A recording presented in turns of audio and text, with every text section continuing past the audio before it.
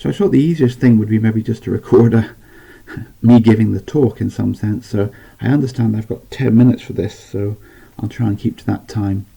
So this talk is an investigation of the parallel I/O performance benchmarking and investigation of multiple HPC architectures. I'll explain what this was about. So this is actually going to become a white paper. This is a draft of the paper. The authors are Chris, Andy, Shu and Dominic from EPCC, and also Brian Lawrence, who works in the Met Office in the United Kingdom. I'm David Henty, but I'm giving the talk, although I'm not on the paper. I wrote the original benchmark. So I've not been directly involved in the studies done here, but I'm aware, been chatting to people about what's going on, and aware of the kind of work that's been done here. So what software did we use and what systems did we look at? Well, the software was the EPCC parallel benchmark BenchIO, which was written a few years ago, started out as a spin-off from a real production code, and then we factored it out to a benchmark because it seemed quite useful. I mean, often when people want to investigate I/O performance, they use IOR. And one of the problems is that IOR data layout is really a poor model for user codes. IOR, basically, if you look at the diagram here, this shows you how the data is laid out in a file, and basically in the IOR layout, process 0 owns the first part of the file, processor 1 the next, processor 2 the next, and that turns out to be very unrepresentative of real parallel I/O patterns, and also gives you probably unrealistically high expectations. The IOR code is very opaque, and with our BenchIO code we can evaluate MPI/IO, but also HDF5 and NetCDF. And so if we look here, I'll expand on this in the next slide, but the BenchIO layout is really imagining that the processes are arranged in a cube of data. The systems we looked at were the UK National Service Archer, which we run here at EPCC. That's a large Lustre file system.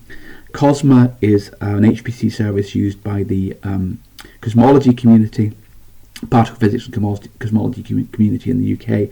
That's got a very large GPFS file system, and we have the UK RDF is attached to Archer, and the Jasmine data system is used by climate scientists, and both of those are slightly different. They're basically large data stores which have data analysis clusters on attached to them, so they're really storage systems with attached data analysis. They're not large parallel file systems attached to large supercomputers. So this slide is again to try and illustrate why not use IOR. I think that IOR is a bit like LINPACK.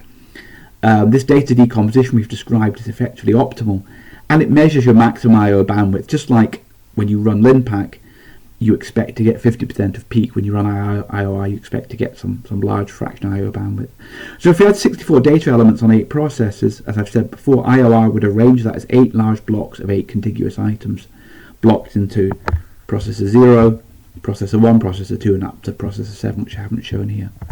The issue here is that's ideal for getting maximum bandwidth, but it's not what you get in real codes. So BenchIO actually uses a very, very simple decomposition, but it's actually much more realistic.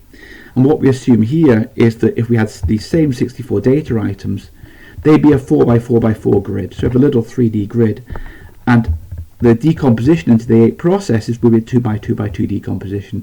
So as shown on this slide here, each process would have a 2x2x2 block of this 4x4x4 array.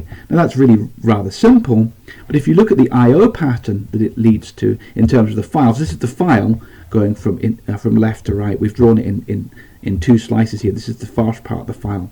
This is the second part underneath. You'll see that the minimum block size is actually only 2 items, not 8, although each process owns 8 items. In the file, only 2 of them are contiguous, and the pattern is really quite surprisingly complicated.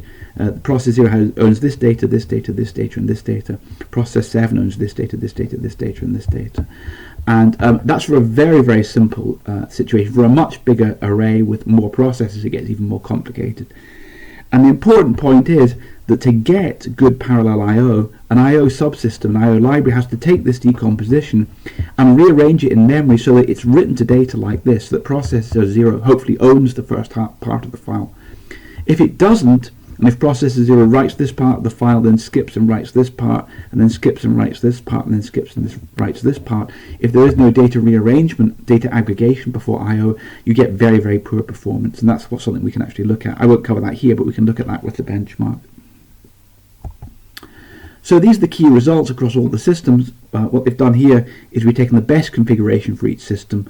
We looked at the write performance because HPC systems tend to write maybe 4 or 5 times as much data as they read, and writing is harder to do.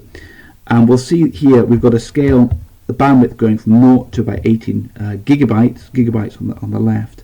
First of all, both the RDF, our local data analysis cluster, and Jasmine didn't perform particularly well.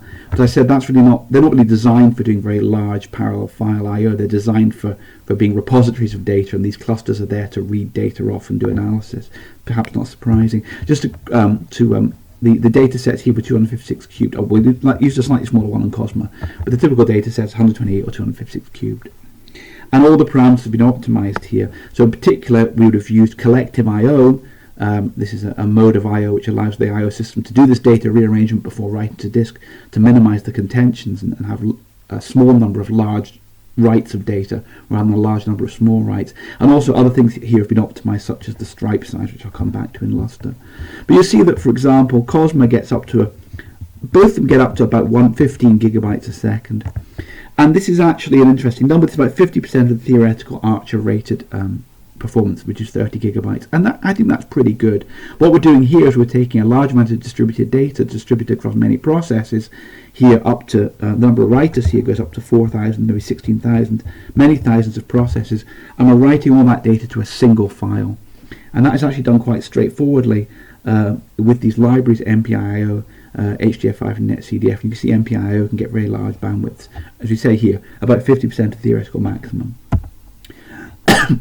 Another thing we wanted to look at was not just what I/O rate could you get, but how variable was it. And so there's two things to do here.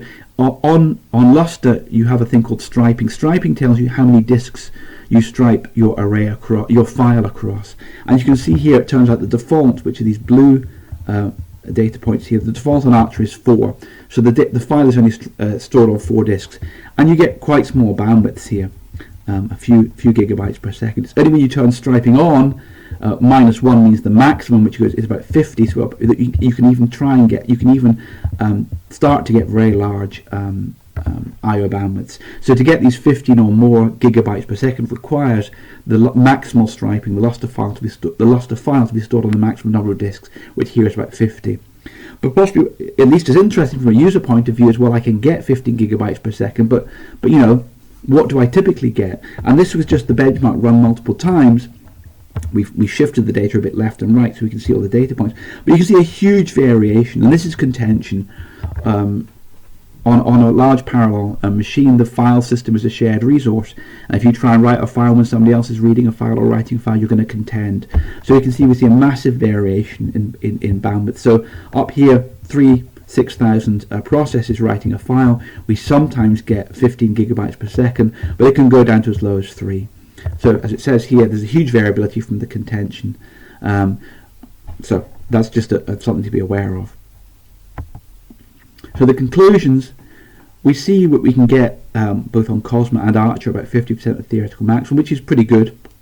I think that's fairly good. However, there's a high variance from contention, and so this is only really achievable if you're the only person accessing the file system at once. We only showed the MPIO results here, but actually MPIO, HDF5, and NetCDF show the same trends.